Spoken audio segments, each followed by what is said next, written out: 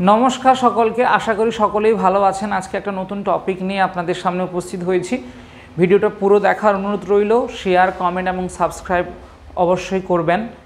एबारे चलुन आमादेर टपिकटा हच्छे जे बायु विभिन्न प्रकार वायु प्रवाह पृथिवीर उपर कत धरनेर वायु प्रवाहित हय, सेई वायुगुलो ठीक कोन दिके बेঁকে प्रवाहित हय, उत्तर दिक दक्षिण दिक नाकि डान दिक बाम दिक। आमरा जानी गरमकाले दक्षिणमुखी बातास दक्षिणा बातास जा आमादेर शरीर जुड़िए जाए, आबार शीतकाले उत्तरे बातास जाके अन्य किछु शरीरेर उपरे जड़िए निते हय जाते आमादेर शरीर ठंडा थेके बाँचते पारे।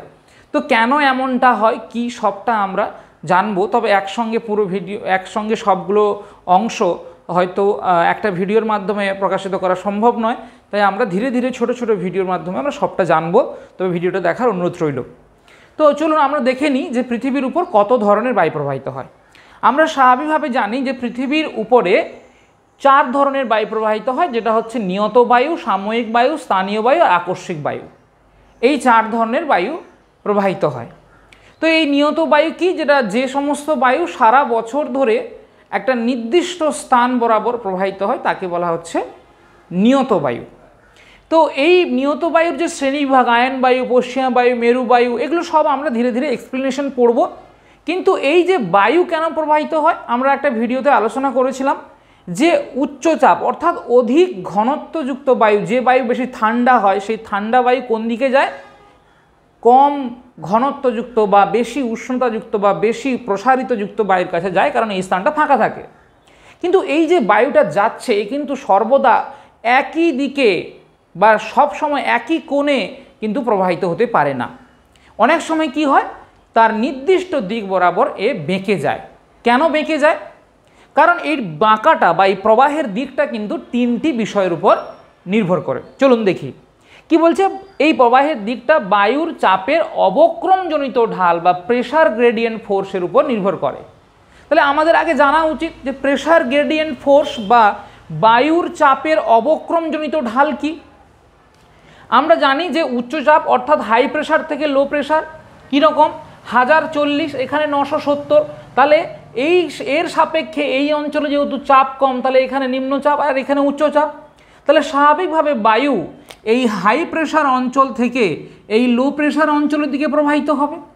তাহলে এই যে প্রবাহিত হওয়া এটাকে বলা হচ্ছে বায়ু প্রবাহ। এটা কিন্তু কোনো বল বা শক্তি নয়, কিন্তু এই দুই জায়গার মধ্যে যখন চাপের পার্থক্যের কারণে বায়ু যখন নির্দিষ্ট বেগে প্রবাহিত হবে, সেই বেগের কারণে যে বেগটা সৃষ্টি হলো, এই বেগের সৃষ্টির ফলে একটা বল সৃষ্টি হলো। এই বলটা হচ্ছে গিয়ে কি বায়ুর চাপের অবক্রমজনিত বল। এই বায়ু যতই নিম্নচাপের দিকে যাবে ততই কিন্তু তার গতিবেগ বাড়বে, তখনই কিন্তু এর মধ্যে শক্তি বা বলটা আরও বেশি বৃদ্ধি পাবে। আর কি নেক্সট বলছে কোরিওলিস বল। আমরা জানি যে পৃথিবী আবর্তিত হচ্ছে বলে পৃথিবীর উপর সকল সচল বস্তু কি হচ্ছে, তার দিক বিক্ষেপ ঘটছে, অর্থাৎ বাইরের দিকে ছিটকে যাওয়ার একটা প্রবণতা সৃষ্টি হচ্ছে। আমি আগে বলেছিলাম যে এখানে যদি একটা সুতো দিয়ে একটা কিছুকে বেঁধে ঘোরাতে থাকে, এক সময় যদি সেই সুতো থেকে সেই দ্রব্যটা খুলে যায় তাহলে কিন্তু সে কি হবে, একটা নির্দিষ্ট দিকে বেরিয়ে যাবে, কারণ তার মধ্যে আবর্তিত বা ঘূর্ণন শক্তি আছে। তাই পৃথিবী ঘুরছে বলে পৃথিবীর উপর থাকা সচল বা তরল হোক, বায়ু হোক, জল হোক, মানে নদী হোক, হিমবাহর যে অংশগুলো সেগুলো কিন্তু কি হচ্ছে ধীরে ধীরে পৃথিবী থেকে যেন ছিটকে যাওয়ার প্রবণতা সৃষ্টি হচ্ছে। তাহলে এই যে প্রবণতাটা সৃষ্টির কারণে কি হচ্ছে, বায়ু কি হচ্ছে একটা নির্দিষ্ট দিকে ছিটকে যেন বেঁকে প্রবাহিত হচ্ছে। কিভাবে আমরা পড়েছিলাম যে কোরিওলিস বল মানে বায়ুর গতিবেগের উপর নির্ভর করে কোরিওলিস বল কার্যকরী হয়, এবং বায়ু প্রবাহের অনুভূমিকভাবে যখন বায়ু প্রবাহিত হয় তখন কিন্তু তার ঠিক সমকোণে কাজ করে। মানে ধরুন বায়ু এইভাবে প্রবাহিত হচ্ছে, তাহলে কোরিওলিস বল এইভাবে এসে তাকে কি করে বাধাপ্রাপ্ত করে বা তাকে ফোর্স দেয় বেঁকে যাওয়ার জন্য। এবারে এই ফোর্সটা এখানে দেখুন, এই বায়ুটা কিন্তু এই যে বায়ুটা ধীরে ধীরে ধীরে ধীরে কিন্তু তার নির্দিষ্ট দিকে এই লম্ব মানে অনুভূমিকভাবে গিয়ে নির্দিষ্ট কোণে না গিয়ে বা নির্দিষ্ট দিকে না গিয়ে কিন্তু বেঁকে যাচ্ছে। কেন? বায়ুর কিন্তু প্রবণতা অর্থাৎ বায়ু তার উচ্চচাপ থেকে নিম্নচাপের দিকে যে যাওয়ার প্রবণতা সেটা হচ্ছে এফপি মানে হচ্ছে গিয়ে কি বললাম প্রেসার গ্রেডিয়েন্ট ফোর্স। কিন্তু এই যে বাঁকছে কিসের কারণে, কোরিওলিস বলের মধ্যে সমতা আনার জন্য, মানে প্রেসার গ্রেডিয়েন্ট ফোর্স আর কোরিওলিস বলের মধ্যে সমতা আনতে গিয়ে এ বেঁকে যাচ্ছে। কেন বেঁকে যাচ্ছে? কারণ কোরিওলিস বল এখানে বাধাপ্রাপ্ত হচ্ছে। তবে এই স্থানটা দেখুন, যতই নিম্নচাপের দিকে যাচ্ছে বায়ুর বাঁকার পরিমাণটা কিন্তু বেশি। কেন না, বায়ুর গতিবেগটা তখন বাড়ছে, তাই বায়ুর গতিবেগ যত বাড়বে কোরিওলিস বলের প্রভাবও তত বৃদ্ধি পাবে। তাই এই অঞ্চলে কোরিওলিস বল যতটা শক্তি দিয়ে তাকে বাঁকাতে পেরেছে তার তুলনায় এই অঞ্চলে বেশি। তাই এই অঞ্চলে কি দেখা যাচ্ছে যে বায়ুর ঢালের পরিমাণটা কিন্তু বেশি। যেরকম এটাকে আমরা বলবো অবক্রমজনিত ঢাল। তাহলে দেখুন এটা হাই প্রেশার, এই অঞ্চলটা হাই প্রেশার, কিন্তু যতই নিম্নচাপের দিকে যাচ্ছে দেখুন ঢালের পরিমাণটা বেড়েছে।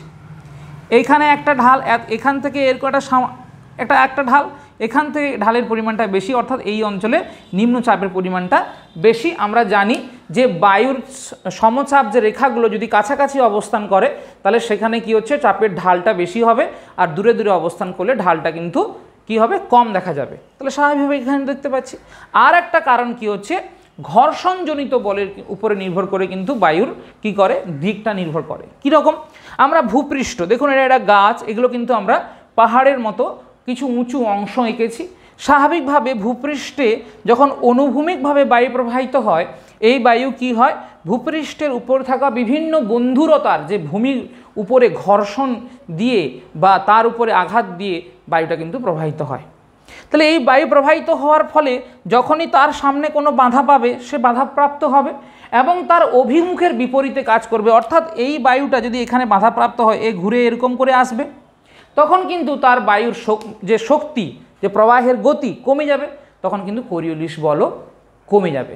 তাহলে সে যেদিকে প্রবাহিত হচ্ছিল তার তুলনায় কিন্তু তার গতিবেগ কমে যাওয়ার জন্য তার কিন্তু অবক্রমজনিত ঢালটা কিন্তু বেড়ে যাবে। যেরকম ধরুন এই অঞ্চলে এই শক্তি বেশি, অর্থাৎ হাই প্রেশারের কাছাকাছি বায়ুর অবক্রমজনিত শক্তি বেশি। সবসময় মনে রাখতে হবে, বায়ু যখন উচ্চচাপ থেকে নিম্নচাপের দিকে প্রবাহিত হবে, সেখানে উচ্চচাপের কাছাকাছি যে বায়ু প্রবাহটা সেটা কিন্তু অবক্রমজনিত বলটা কিন্তু বেশি কোরিওলিস বল অপেক্ষা। কিন্তু যখনই আমরা নিম্নচাপের দিক কাছাকাছি পৌঁছে যাব, সেখানে বায়ুর অবক্রমজনিত বলের তুলনায় কোরিওলিস বল কিন্তু অধিক বেশি কার্যকরী হয়ে ওঠে। এটা আমাদেরকে জানতে হবে। তাই এই জন্য কি হচ্ছে, যখনই এখানে ধাক্কা পাচ্ছে তখনই বায়ুর গতিবেগ কমে গেল কোনো একটা উঁচু জায়গায় ধাক্কা পাওয়ার জন্য।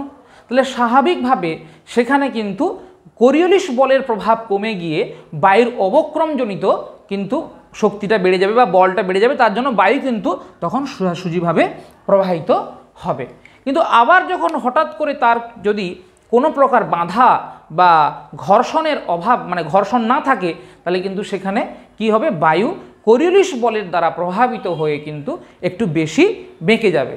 তাই জলভাগে যেহেতু স্থলভাগে ঘর্ষণ বল বেশি, তার মানে কোরিওলিস বল সেখানে শক্তিটা কমিয়ে ফেলে। তাহলে বায়ুর অবক্রমজনিত ঢাল বেশি, তাহলে অবক্রমজনিত ঢাল বেশি হলে কি হবে, স্বাভাবিকভাবে এই যে বায়ুটা সে সোজা যাওয়ার চেষ্টা করবে, মানে অর্থাৎ এই দিকে টানতে থাকবে। বায়ুর অবক্রমজনিত কি করবে, তাকে বেশি বাঁকতে দিবে না, সোজা এইভাবে সোজা যাওয়ার চেষ্টা করবে।